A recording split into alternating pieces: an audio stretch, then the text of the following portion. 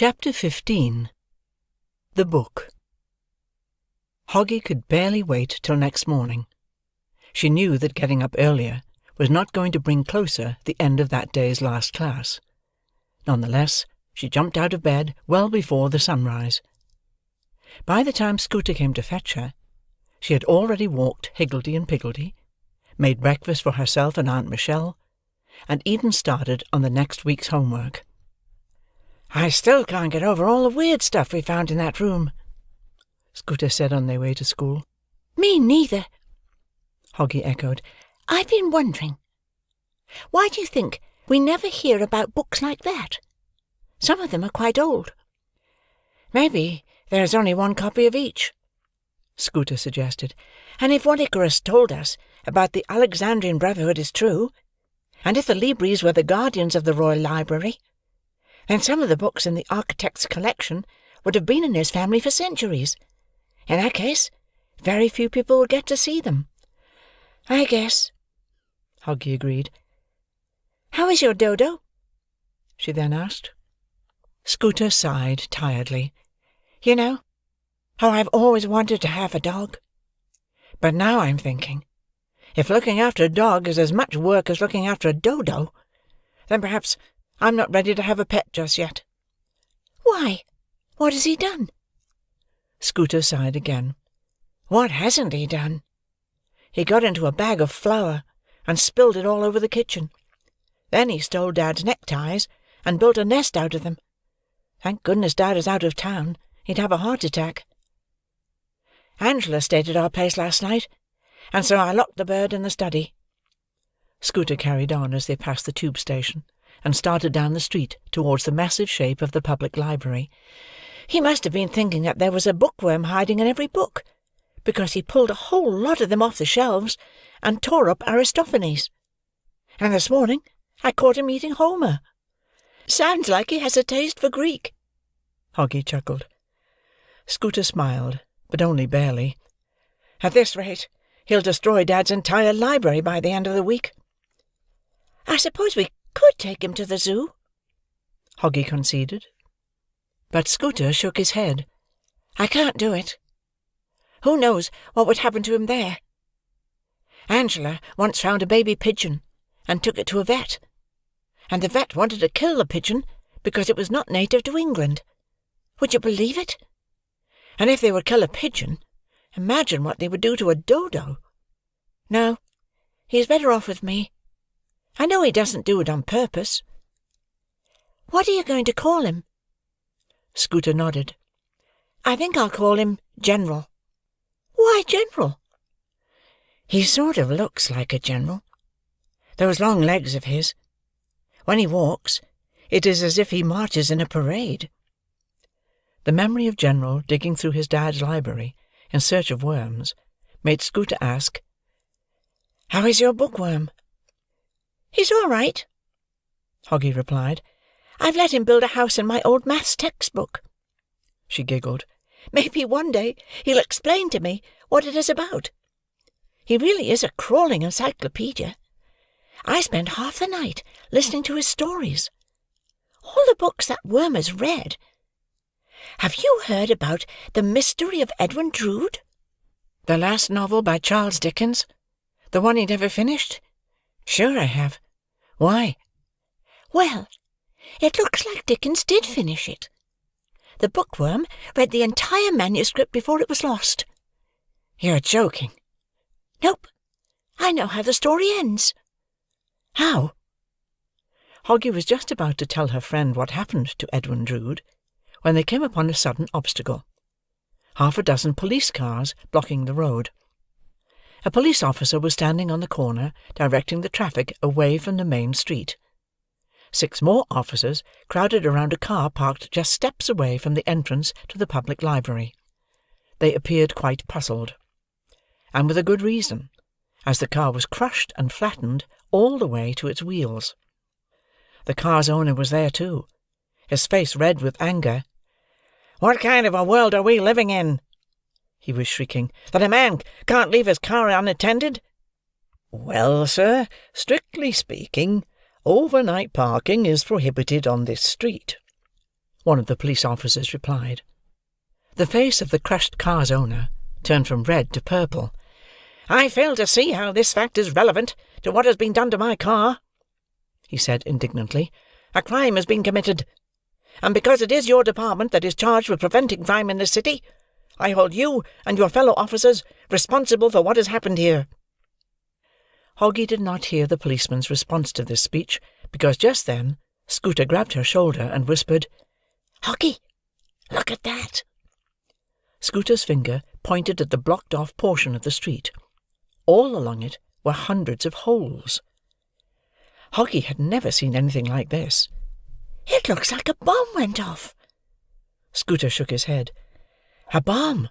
We would have heard. An earthquake, maybe?"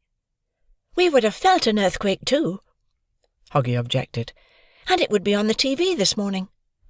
Just then the clock atop St. Michael's started to strike 8, reminding the children that their class would begin shortly, and so they had to leave this small mystery unsolved for now. So eager was Hoggie to return to Oddities and Curiosities' room, she would have left school halfway through the classes that day, if Scooter wasn't there to stop her. "I don't see what harm it'll do if we skip just this one class," Hoggie whined. "That is exactly the kind of thinking that made you fall behind in the first place," Scooter noted sternly. "If you miss one class today, and another tomorrow, and another the day after tomorrow, you'll have 3 times the amount of homework to do next week, and then you'll have to spend all of your time just catching up." Hoggie sighed, and obediently followed Scooter to the next class. At last the school clock struck 2. The friends turned in their last assignment for the day, closed their books, and dashed off to the lockers to pick up their belongings. Already, as Hoggie was approaching the row of lockers on the school's ground floor, she noticed that there was something odd about it. And when she came within steps of the box number 19, she realized what it was. The padlock was missing from her locker, and the door stood ajar. "Oh, no!" Hoggie exclaimed. She flung the door open and frantically rummaged through the contents of her locker. "Oh, no!" she then said again. "I've been robbed." Scooter examined the locker. "What did they take?" "My money." "How much?" £20. I was supposed to buy groceries after school." "Anything else?" Hoggie rummaged through her belongings once again. "That book of Mesopotamian myths I bought at Icarus's, and the flashlight, and the architect's journal." Hoggie bent over to pick up the leather cord with the silver medallion which the burglar had ripped off the journal and discarded right there by the locker. "When I find out who did this, I'll break their thieving fingers." "We still have my flashlight," Scooter comforted his friend. "And as for the money, maybe we'll find the mirror today. Think of all the money Dr. Barnaby is going to give us.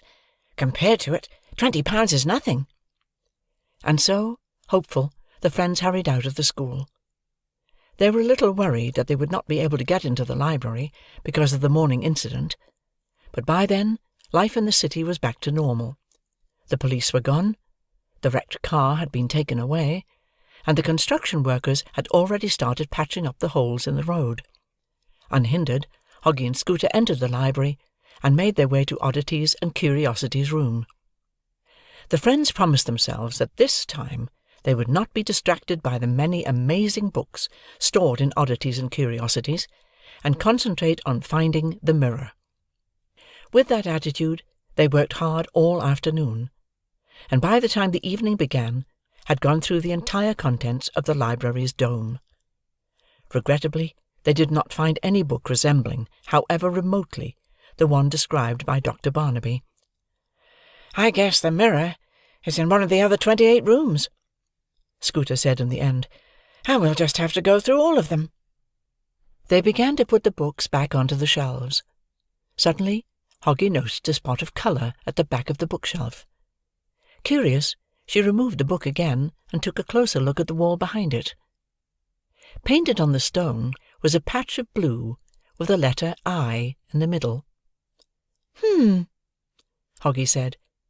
She then proceeded to remove books right and left of the gap, until she uncovered at the back of the bookshelf, a picture of a blue ribbon, with the word "Aperit" on it. "Interesting," Hoggy said. "I think it's that Latin motto again." Scooter came down the stairs to see what it was that his friend had discovered. "I think you're right," he said, after studying the picture for a few moments. "Do you suppose it is here for a reason?" "I don't know. Let's take a better look at it." The friends began to take the books off the neighbouring shelves, and stack them at the foot of the stairs, revealing, inch by inch, a large mural painted on the secret room's western wall; and when, in the end, they took down the bookshelves themselves, the Society of Saint Jerome's enigmatic coat of arms opened before their eyes. The picture in Oddities and Curiosities' room was even larger than the one in Icarus's shop.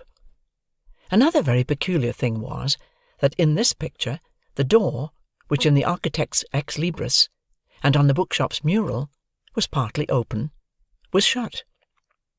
When the children looked at it closer, they discovered a thread-thin chink along the entire frame of the painted door. "That's interesting," Scooter said. He squatted by the painted door, and tapped on it with the knuckles of his hand. The door boomed. "It's hollow," Scooter noted in astonishment. "Hoggy, I think this door can be opened." "You mean there is another room in there?" "I think it's more of a wall safe." But Hoggy was sceptical. "How do you open it? It doesn't even have a keyhole or a door handle." Indeed, the painted door had none of these things. Scooter considered this. "Maybe you don't need a key," he said at last. "Maybe it opens by itself, just like Oddities and Curiosities' room." And so the friends spent the next hour searching the room for a secret device that could unlock the painted door. They removed every single book from its shelf, and checked every inch of the room's walls and ceiling, pushing and pulling every stone, and sticking their fingers into every crack, in hopes of finding a button, a lever, or a switch. But all their efforts were in vain. "Of course, it is entirely possible that whatever opens the safe isn't in this room at all," Scooter said, as he and Hoggy, tired and frustrated, sat down on the stairs underneath the tightly shut painted door. "Well, here's a comforting thought," Hoggy grunted. "All we have to do now is go through the entire library with a magnifying glass. I'm guessing by the time we are old and about to retire, we'll have found that switch." For a while, the friends sat quietly looking at the stacks of books at the foot of the stairs. It would take them hours to put those back on the shelves, Scooter thought. Could he be wrong, and the painted door was just that, a painted door? And could he and Hoggy be wrong altogether in thinking that the mirror was hidden among the secret collection? Just like the elusive switch, it could be anywhere in the library. At this thought, Scooter sighed once more. He then knocked again on the painted door. Something was hidden behind it. Scooter had no doubt about it. Perhaps they could pry the door open. Scooter rose once again, and once again examined the chink in the wall. The day was drawing near the end, and the air inside the dome was getting dark. And so Scooter took out his flashlight, and cast its beam on the painting. "Click!" he heard suddenly. "What was that?" Hoggy tilted her head and looked at Scooter. "You heard it too?" "I sure did. What was it?" "I don't know."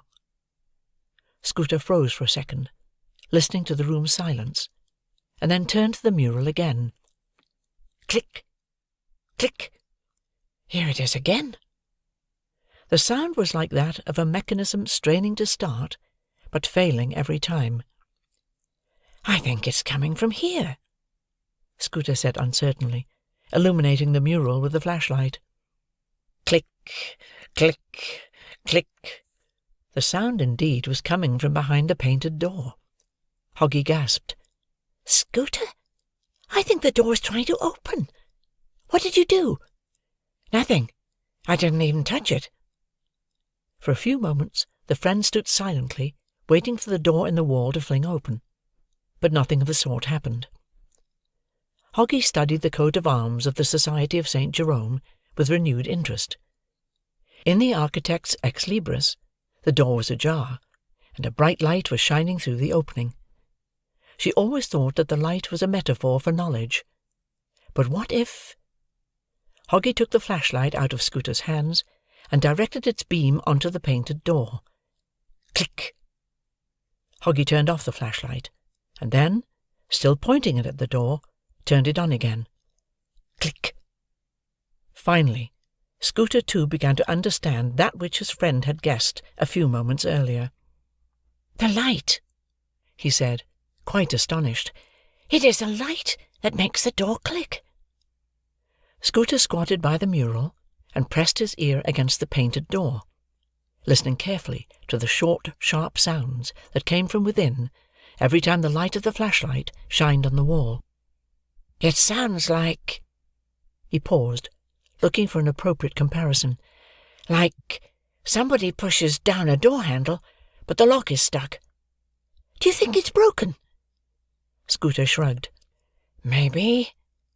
Or maybe you need something else to open it." The friends considered this for a moment.